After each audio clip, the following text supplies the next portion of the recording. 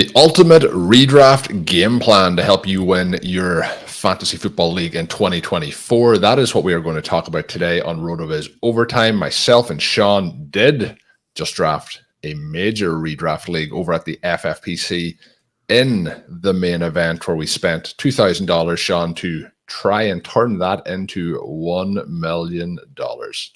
We did that draft on Sunday as we record this one, so it will be coming out as the Wednesday and Friday editions of RotoViz Overtime this week.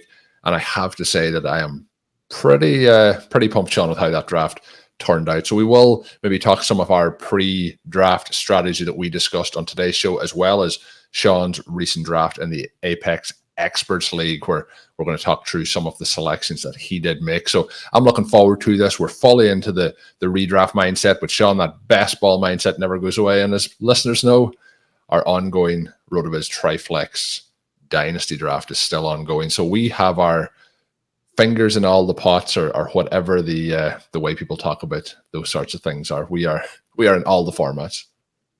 We are. I just had a great time recording the Best Ball Banana Stand with Peter Overzet. Make sure you check that out. As I was getting ready for our show here, received an email from the FFPC talking about how they are in the last week of Dynasty startup slows. So if the RV Triflex format has got you excited, if listening to and reading the content about our Overtime Listener League Dynasty has gotten you fired up, you have one more week, probably a couple of days here to really jump in and be involved in those Dynasty startups over at the FFPC. Colm, you mentioned Best Ball on drafting with Eric Hove, drafting with our friend Zachary Kruger from NBC, drafting with you and with Blair and with Ben. It's been very exciting. You took a shot at me, Shawn, a couple of weeks back for drafting with the exact same people, and you didn't like it. What's going on here? Well, I don't like it when you do it. Yeah, it's okay when Shawn does it, but yeah, it's so much fun drafting. As Shawn mentioned, solo drafts are fun, but drafting with co-managers and people from around the industry, the RotoViz team, and so on and so forth is a lot of fun. I mentioned this, Shawn, at the end of that FFPC recording when we did that draft, and I guess I'll mention it here at the start of the show, because we talk these things, and then at the end sometimes we throw something out and it's like, well, maybe people have turned off the podcast at that particular point. But we mentioned week one is approaching very fast, but I also have a newborn arriving on week one, 2 days after week one to be exact. So it's going to be a busy week one, a busy countdown to the season. I was planning out all the drafts I have planned to do with Shawn and with other people, live drafts, slow drafts, all those sort of things. And I was looking at my calendar and I'm like, I don't know how I'm going to fit all these things in, but we are going to fit it in, Shawn, and we're going to make it happen. So we will have all that content coming for RotoViz OT listeners, and we'll have a lot of fun before the start of the season. But yeah, it's going to be a pretty big few weeks here in the RotoViz OT crew, Shawn. It is. And one of those main pieces now, we have lots of listeners, we have lots of subscribers who are getting ready to attack their home leagues, who are getting ready to attack FFPC Fantasy Pros contests and main events, who are getting ready to attack contests that are fantastic, like the Apex leagues that are run by our good friend Mike Brody. He sets up the Writers League every year, and it is an absolute murderer's row. Colm, I love to see who is getting drafted by these fellows. It is Evan, Ian, JJ, Denny, Rich, Graham, Mike Clay, Matt Harmon, Sigmund Bloom, Roto Pat. It's a good. I am in the middle of this here, Colm. I have the 7th pick. That's a little bit better than what you and I got stuck with in the FFPC main event. Colm, is it disconcerting to you at all that the player we drafted at the 110 in the Apex Writers League was selected 412? That is slightly concerning, Shawn, I would say. But the other part of that is that the player that we took at the 203, Jahmyr Gibbs, went at the 111. So maybe we balance things out there. Well, we also got the players in round 3 and round 4 who went 206 7, and 210. So again, one of the things that this illustrates for you right off the bat, and I talk about in the redraft game plan, is you need to know your format and you need to know your league's drafting preferences. If you are in a home league that requires 2 running backs, 2 wide receivers, a tight end, maybe doesn't even require flexes, maybe there's not full PPR, one thing that you want to do is to go ahead and get yourself that elite QB. You want to maximize the quality of your starting lineup. Other formats are going to be very, very different. And one of the things that I mentioned here is that when you're drafting against this group, you know that the quarterbacks are going to fall. And so everything that you do is going to be built around these tiers. My argument for 2024, and something I think that you can really exploit, is the idea of having sort of expansive upside-based tiers.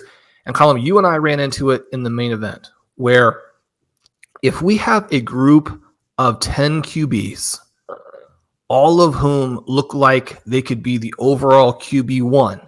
Now, not everybody in that group has the exact same chance to be the QB1. But if all of those guys are extremely compelling, then you want to attack the back end of that group if the prices allow you to benefit from it. So the issue that we were running into in the main event is we were sort of hypothesizing that perhaps the front end of that was going to fall and the back end was going to rise as you get into this situation where people are trying so desperately to hit the back of the tier that they pick those guys a little bit early. There can be some situations where if the mega tier is compressed, that maybe you would just prefer to get the top guys. The opportunity cost isn't as much. But in this league, it was interesting because the first QB does go off to JJ. And I absolutely love this because you have the late round QB Twitter tag and obviously branding. JJ's fantastic site, late round QB. And I know that a lot of the stuff that he does focuses on late round everything. He takes the first QB. And that's a good insight, right? It helps you understand that 2024 really is different. It's not necessarily different than 2023, 2022, but it's different than, say, 2010 to 2019. We're dealing with a very evolved QB scoring profile, set of profiles, and the pricing reflects that in that if you're getting some gaps between the top guys and everybody else, and if that is being more reflected in the pricing actually allows you to see who the top guys are going to be, you can attack that in a way that didn't make sense in that previous decade. I've had a couple chances to discuss that directly with JJ, and he's very articulate in going through that. Colm, I believe one of those was here on Overtime. People can search that if they are interested. A lot of that still very much applies to today. But for me, Colm, what we're seeing in 2024 is that the guys at the top have some, I mean, these are minor, right? But they have minor red flags, and the guys at the back have the chance to absolutely explode. So we think about in the Apex League here, Kyler Murray goes as the QB6 at the 802. Jordan Love goes to me as the QB10 at the 907. So you do get that compression of that group within there. But one of the things here, I was fortunate enough to get the last of the group. That's the way that you want to play it. It won't always be possible, but it's certainly something that you are looking at and trying to emphasize. Jordan Love outscored a ton of these guys from midseason on last year. And if anything, he looks poised to take the next step forward in 2024. Now, does that mean that Jordan Love was the best pick? Not necessarily. Joe Burrow, right ahead of him, is likely going to have a couple of elite weapons and has been a borderline MVP candidate. Right ahead of that is Jaden Daniels, who could be the overall QB1. Right ahead of that is CJ Stroud. This is CJ Stroud in the 9th round.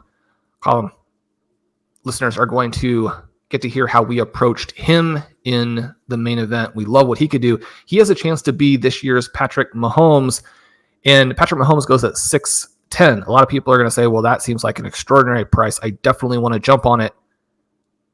But Patrick Mahomes at 6'10" versus CJ Stroud at 9'02", the player you have to pass on at 9'02" to land Stroud is different than the player you have to pass on at 6'10". One of the things that has been fun and is interesting, Colm, we certainly want to get into a little bit here, is just the contrast in styles for preseason. It's hard not to have enthusiasm for Patrick Mahomes when he's throwing behind the back passes, when he has Xavier Worthy getting behind the defense, when he has Rashee Rice as a guy who could lead the NFL in targets. And yet, if these other 9 QBs were out there playing with their stars against a team resting it's basically the entire team, they would be doing similar types of things. So we don't want to make the mistake of completely changing our outlook on the Chiefs. Your outlook on the Chiefs should have been very optimistic to start with.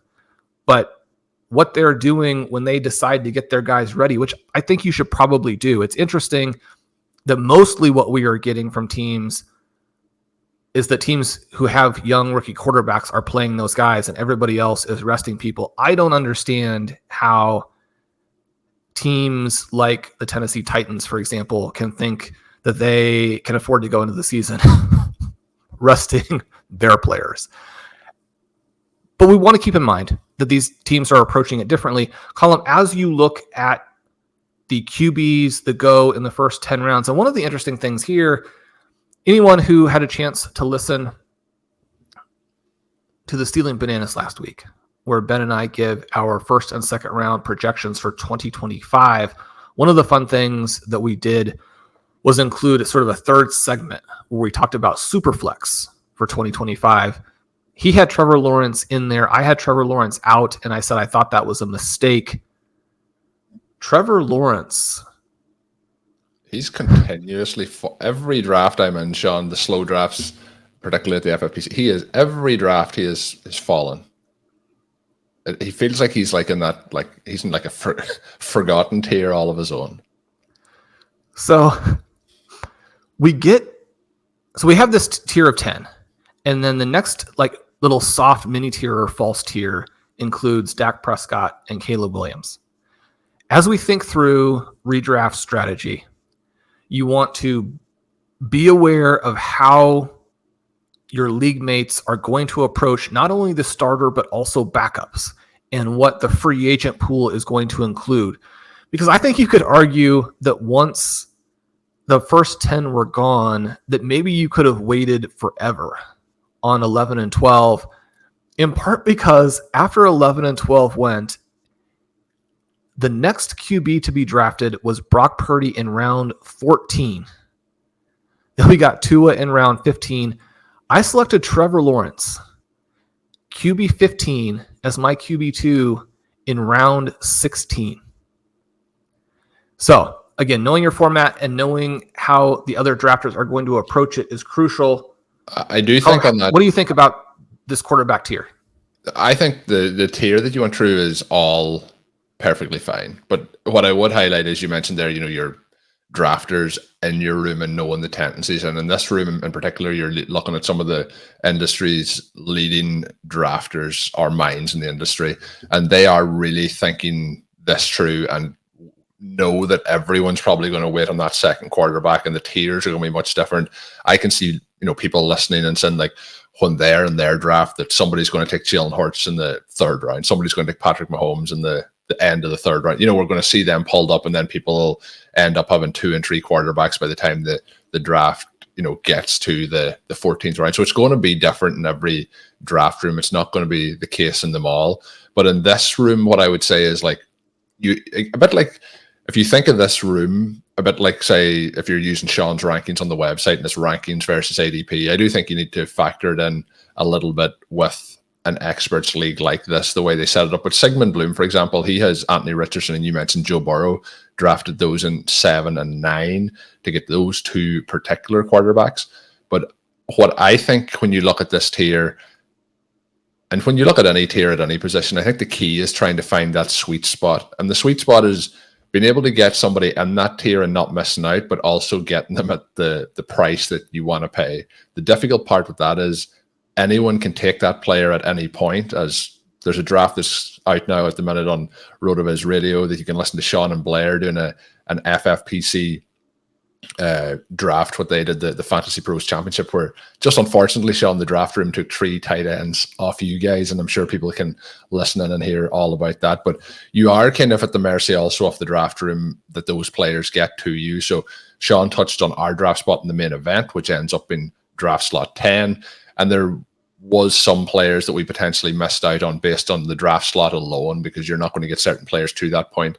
But sometimes the draft flows where those names at the end of those tiers, or even in the middle of those tiers, will get to you, and then you have those decisions to make. And that's at all positions. I think it's the key way to try and manage the draft. Try not to be the first person probably in the tier, and you don't want to then miss out on the tier. You're trying to just balance it all out as you move through it.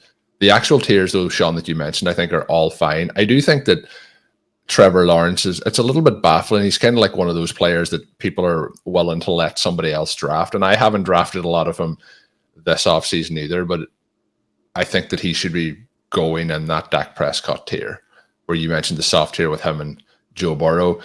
I do think when you look at the costs of these players, Patrick Mahomes, Josh Allen, Jalen Hurts, they could just go into the same stratosphere basically as they have been previous seasons. You have Patrick Mahomes now with some of his best talent around him since they moved on, obviously, from Tyreek Hill. So he could go to, that Peyton Manning level from 2013.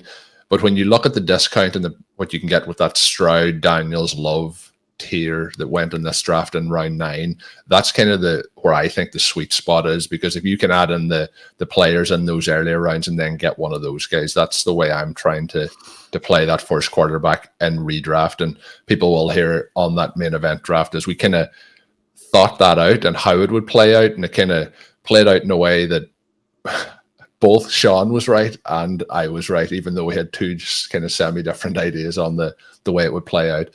So I think the quarterbacks there, Shawn, that you've talked about and how you'll be ranking them is all very fair and balanced. So the mega tier obviously is the most expensive one, but if you can get CJ Stroud on your rosters, I think he, as you called it, a false tier, should be right on those guys and on their tails.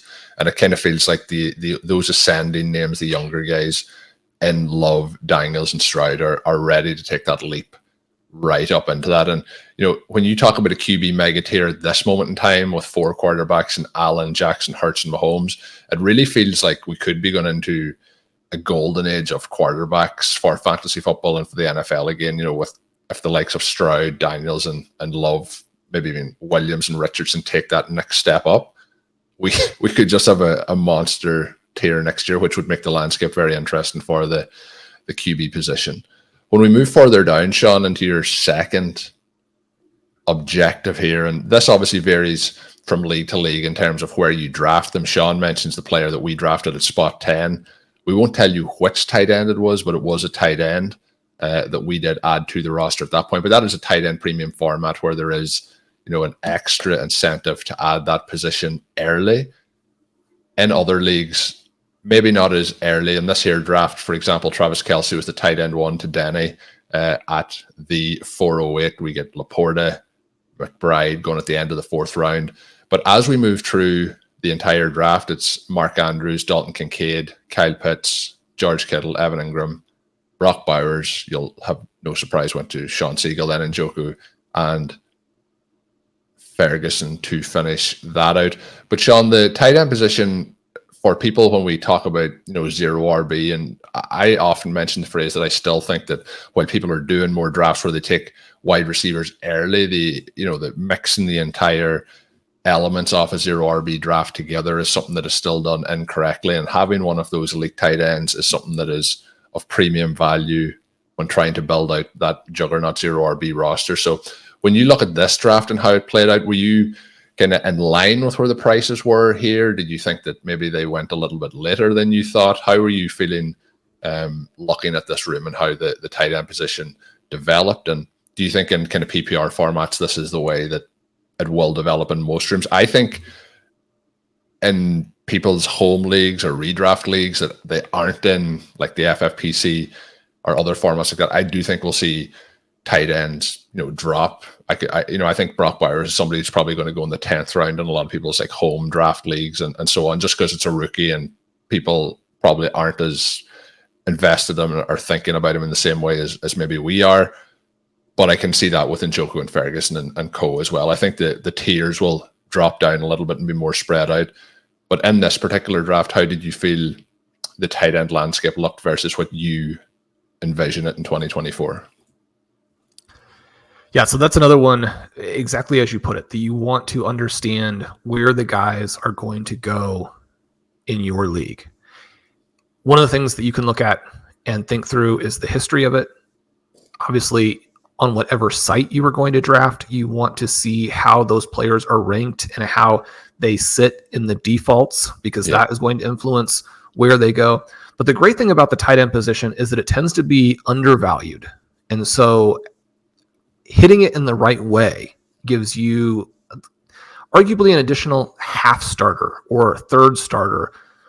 But the great thing about 2024 is that there are 7 names that are very similar. And that's why, again, we're talking about the mega tiers, as opposed to thinking about these 3 players who went in round 4 of this draft, Travis Kelce, Sam Laporta, and Trey McBride, as separated. We really want to be thinking through Mark Andrews, Dalton Kincaid, Kyle Pitts, and George Kittle as also being very much in that tier. And I kind of work through the arguments for all of them from both a talent perspective and a team context perspective to demonstrate why that group should probably be priced very close together. But in this here, there's a 2-round discount between the majority of those tight ends. Yeah, so the first tight end goes at 408. I selected George Kittle at 707. Now, I mentioned that I did think I was kind of lucky to be able to get him there, although Evan Ingram, who for many people is very clearly in that tier as well, he went after. And so you could argue that there's an additional piece there. But the way that I think you want to think through this is, how do I get an elite tight end? But again, how do I get the cheapest one? So you're trying to get to the George Kittle pick in all likelihood.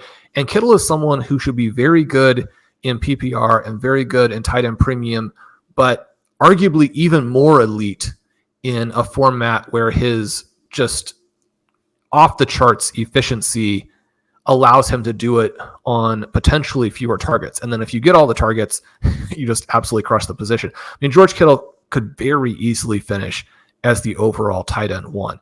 You get him at tight end 7 and you've allowed yourself to make additional picks. But then the secondary point here is that there's also kind of a soft tier to 4 other guys. And so if you wait and miss, there is some penalty, but it's not necessarily an extreme penalty. I'll have an article coming out on David Njoku, working through why he's such a good pick this year. Obviously, we just mentioned Ingram. Brock Bowers is maybe our highest rostered player. And then Jake Ferguson gets sort of a cameo in the Jalen Tolbert piece from last week, talking about how he's a great way to play the Dallas Cowboys volume situation. So Colm, this gives us a lot of flexibility. If we miss, we can hit one of the additional 4. If we hit, we're all set. And then we can potentially also take one of the additional 4 if that makes sense tactically within your specific format. So the thing that I did here was come back in round 8 and take Brock Bowers as well. But having that really strong plan at QB and tight end, it frees you up to make a lot of good picks at running back and wide receiver, which is where everything is going to be built, especially in redraft and especially in home leagues. I love being able to get players who are impact players and still load up. One of the things we talk about a lot for home leagues is that because there's so much less pressure on you from a scarcity perspective, because there are good names at running back and wide receiver on the waiver wire basically every week, and you kind of think through that, and it's not even necessarily that the formats are that shallow, but if you're in a 16 roster spot league, which is a very normal type of format, and 2 of the spots are for kicker and defense, then you have 14 players that you're rostering. If you have a league with 14 rostered players, there are going to be guys. And so you can fill that in. So then your mindset flips to, how do I build the best starting lineup? And the best starting lineup is going to be through dominating the onesies as well as dominating running back and wide receiver. However, if we can see very definitively that 2024 offers the ability to wait a little bit at those positions, then you can have your cake and eat it too. And so this isn't to talk people off of any big target that they have. If you have a QB in that top 4 or 5 that you love, go ahead and take him. If you have a tight end that you think is going to gap the position, make sure you take that guy. Don't let yourself be talked off of it by the idea that there is some depth. But if you don't have one of those players, make sure you use the tiers to create the most overall value. Colm, I was in a fortunate situation here in the middle of the draft such that values would fall to me. I started with Bijan Robinson. I came back with Cooper Kupp, and then Kyren Williams fell to the middle of round 3. I think that's going to be a little bit unusual. It's, again, a situation when we talk about knowing your league. But this is a great reminder that in 2024, if you are playing in a deep league, you can have a wide receiver avalanche, even in redraft, like we had here. The wide receiver 23, DK Metcalf, was selected before the running back 7. Who was that's extreme versus, again, like you hinted at, like most rooms. He's probably going to go at the mid to late second, I would imagine, in most drafts. But the other interesting part that you've mentioned here, Shawn, is in this draft, half of the teams took 1 or 0 running backs in the first 4 rounds, and only one team took 3 or more. So that really changes the room versus if it's a draft where, 8 people take 2 running backs in the first, let's even say 6 rounds. It's going to obviously change the dynamics and allow you to maybe get some of those wide receivers that were taken even at the DK Metcalf pick, maybe 2 rounds later. So it is definitely about knowing the room, but knowing the tiers, Shawn, is the key part as well. And you have it split out as Christian McCaffrey and what you call the Marshall Faulk tier. So pretty much, historic great territory, ready to make the Uber back jump with Breece Hall and Bijan Robinson, who you selected, the 50-yard score tier with those electric players and Gibbs, Jonathan Taylor, and Devon Achane, and then the 20-point scorer in Kyren Williams, who you took. Obviously, those names kind of all stand out and talk, for themselves. People may separate the tiers. I think that's the way I would have it. But when you get into tier B and separating those guys, who are some of the names that are standing out for you? Because it is, a cluster of running backs with ETN and Walker and kind of a tier of their own. But, you have 7 names followed by 5 other names in the true RB1s and the breakouts. But there's a lot of different scenarios and a wide range of outcomes for those names. Right. And so that's where you again want to marry the tiers with your format and what the default ranks happen to be. Kenneth Walker is a fantastic pick in 2024. He fell to the 609 in this draft, which was after 44 receivers had been selected. I passed on him in part because I did have the 2 running backs. Yeah. But understanding how the running back tiers contrast with the wide receiver tiers and understanding which running backs give you the most talent. And one of the things that we talk about a bit in the article is that there are the tiers that we're drafting players from, and then there's kind of this phantom tier alongside the group that's still in this sort of single digit round area that more or less coincides with what you would consider to be dead zone backs. We're not going to be drafting those profiles probably at any point. But being able to build out the necessary construction while working your way through the tiers allows you to balance a variety of different incentives and trade-offs. And so I was able to come back and at receiver, even though you take the 2 early running backs, because you've waited at tight end and QB, you can take 4 receivers in the first 6 rounds. Some people may quibble on the specific names, but especially the first 3, I think have the potential to be absolutely electric league-winning guys in Cooper Kupp, T. Higgins, and Xavier Worthy. The next name that I took at wide receiver 43, Colm, we were able to get him in round 10 of our FFPC main event. Much more controversial in Jordan Addison. But having a few names in there like an Addison who, yeah, there are red flags, right? There are 4 different pieces that are really arguably a problem right now for Addison, or 4 things that are deflating his ADP. I would argue that at least 2 of them are complete ghost type issues where almost certainly they won't come into play in 2024. But having a few names that can provide additional outs for you. And again, after I took the 2 tight ends and Jordan Love, I was able to come back in round 10 and take Jerry Jeudy at wide receiver 59. It doesn't mean you're going to hit on those, but you're going to have the pieces in place, the names that allow you sort of an escape route within the overall construction that you had. So, Colm, this is the way that you want to build a draft plan, a redraft draft plan for 2024. You're going to use the tiers. You're going to understand who your targets are within those tiers. You're going to understand how you could play the 4 positions off of each other. And you also want to work through a little bit and game out what's most likely to happen to you if you're drafting from the front, if you're drafting from the middle, if you're drafting from the back. It can be a very, very different draft environment, especially depending on how tight your draft is likely to be. Absolutely. And the final and key piece, Shawn, we haven't talked about yet, is wide receiver. And something that we've touched on a few times recently on the shows is talking about, be the Avalanche, something that both Jake Bowes and Michael Dubner have put out some great work on the site regarding, best ball and being the Avalanche. But I think that's across all draft. The one thing I find in redrafts, in particular home leagues, I have a home league ongoing at the moment and a slow draft. And in that situation, Shawn, I feel like some of these wide receivers just, fall forever. If there's any concerns maybe with them, or if they're a player, in terms of somebody that we aggressively draft in a JSN or even a Xavier Worthy, I do think the reluctance is still there to take some of these younger players that have some potential question marks maybe around them. But I love the way these tiers are set up, Shawn. You have the records are going to fall. You have the records are going to fall asterisk division. Slot receivers are superstars 2. Interestingly enough, there's only 1 receiver in that. So I was wondering, should it be slot receiver or superstars 2? But I don't think that works grammatically.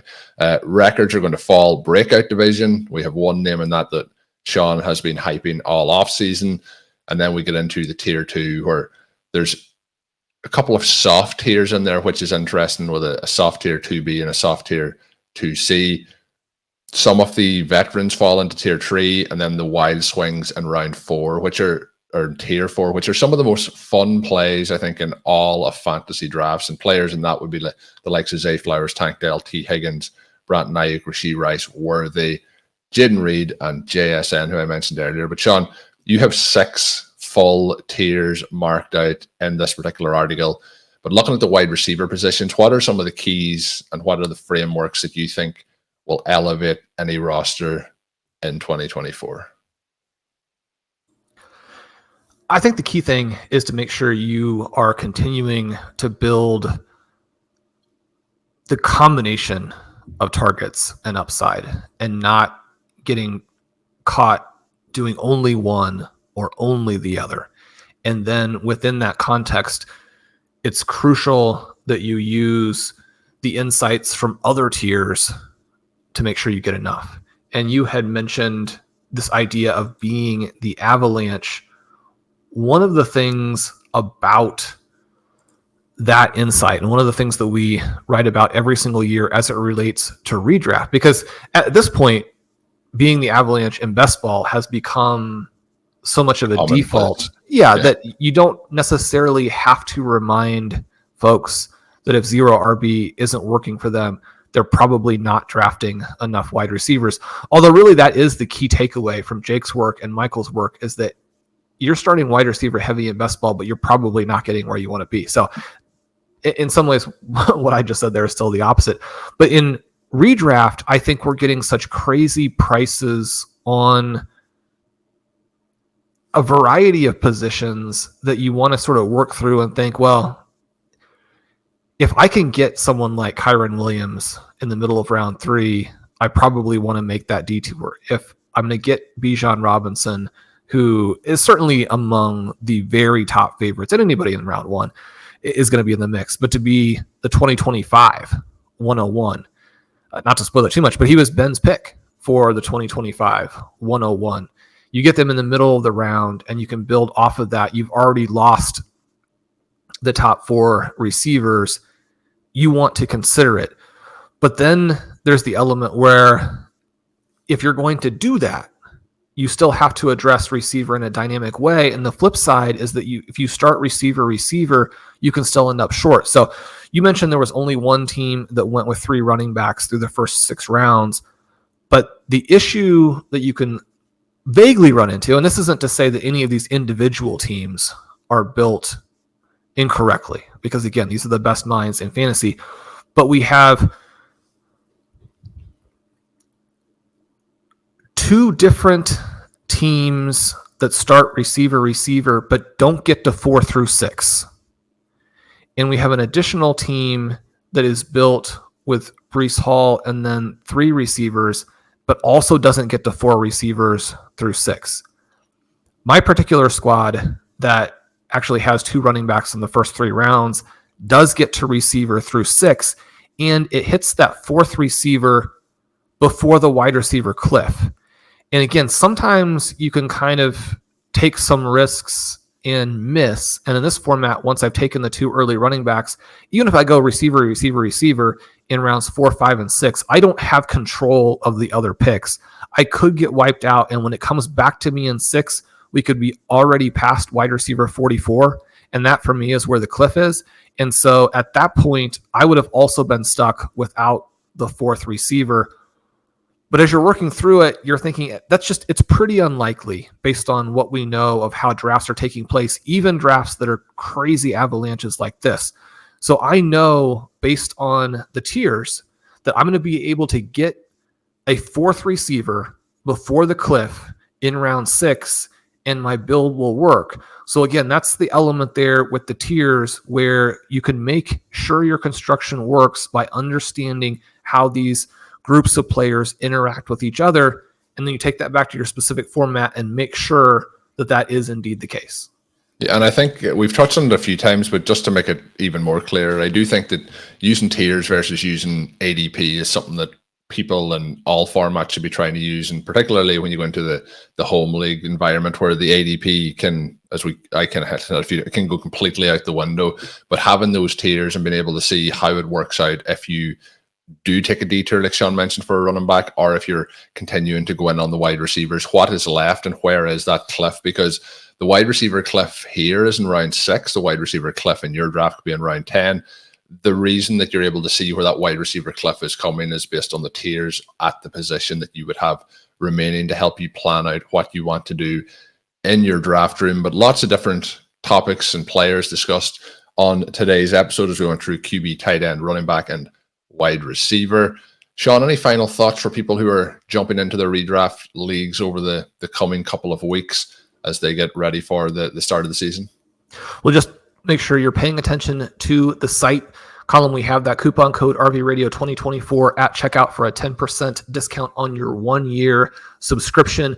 I'm going to have the Zero RB candidates countdown this week. Blair Andrews is going to have some articles on individual home leagues at different providers to help you beat those. I'm going to have a home league specific redraft plan out there for you. We've had a real influx of new subscribers looking to beat their home leagues, looking to beat their redraft leagues, looking to take down the $1 million in the FFPC Main Event and Fantasy Pros contest. We're going to continue to have you covered over these next several weeks. Yeah, and I'll link Shawn's article in the show notes today that we were talking about that particular draft. You can find out more on it, see those tiers in full. Shawn, a question that I know I'm going to get DM'd or emailed multiple times over the course of this coming week if I don't ask you now. Any approximate day that those tiers are going to start to trickle out on the website? Yeah, so you're asking about the Zero RB candidates? Yeah. That's what I will be working on today. I have one more little piece here discussing a player who Colm is the dude's rug. Really ties the entire draft together for you. That'll be out hopefully within the next handful of minutes. As you're looking at this or listening to this episode, you will be able to simultaneously browse that on the site. Then I'm moving into writing on the Zero RB candidates countdown. I had mentioned to Dave, because we get questions about this obviously through email, that the plan was Monday, Tuesday, Wednesday. I think it's more likely to be Tuesday, Wednesday, Thursday, simply because there are only so many more hours left in Monday. But yes, it's going to be this week. Time machine. I haven't yet. That'll be for 2025. We will have a time machine so we can start those sort of extra hours in the day and things like that. But that is awesome. I'm sure people are waiting and excited to be able to go and check that out up on rotoviz.com. Shawn mentioned the promo code RVRadio 2024. If you aren't signed up already, you can get yourself a 1-year subscription. That is going to do it for this edition. We teased it earlier, but the FFPC main event is coming on Wednesday. The second part will come out on Friday. See who we were willing to put $2,000 down on in that draft, our favorite players for 2024. My name is Colm Kelly. You can follow me on Twitter at @OverTomorrow. My co-host is Shawn Siegele. Check out Shawn's work up on rotoviz.com. And until next time, have a good one.